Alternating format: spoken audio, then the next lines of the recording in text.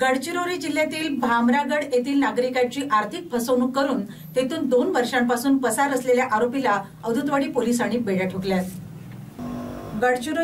गडचिरोली जिल्ह्यातील भामरागड येथील नागरिकांची आर्थिक फसवणूक करून तेथून 2 वर्षांपासून पसार असलेल्या आरोपीला बेड्या ठोकण्यात आल्या। ही कारवाई अवधूतवाडी पोलिसांनी येथील वडगाव परिसरातील गोविंदनगर परिसरात 6 फेब्रुवारीला केली। सुनील ईश्वर गोडे राहणार गोविंद नगर वडगाव असे बेड्या ठोकण्यात आलेल्या पसार आरोपीचे नाव आहे। 2022 मध्ये त्याने गडचिरोली जिल्ह्यातील काही नागरिकांना आर्थिक गंडा घातला होता। त्यानंतर तो तेथून पसार होऊन येथील वडगाव परिसरातील गोविंद नगरात वास्तव्याला आला। तो पसार झाल्यानंतर फसवणूक झालेल्या नागरिकांनी भामरागड पोलीस ठाण्यात तक्रार दिली। त्यावरून आरोपी सुनील याच्या विरुद्ध भांडवी 420 कलमान्वये गुन्हा दाखल करण्यात आला होता। तेव्हापासून भामरागड पोलीस त्याच्या मागावर होते। तो तेथे वास्तव्याला असल्याची गोपनीय माहिती मिळताच त्यांनी ती माहिती अवधूतवाडीचे ठाणेदार नरेश रणधीर यांना दिली।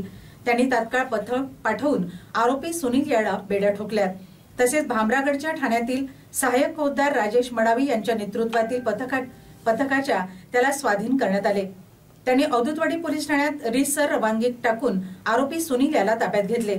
तसेच पोलीस वाहनाने ते त्याला घेऊन भामरागडकडे रवाना झाल्याची माहिती ठाणेदार रणधीर यांनी दिली।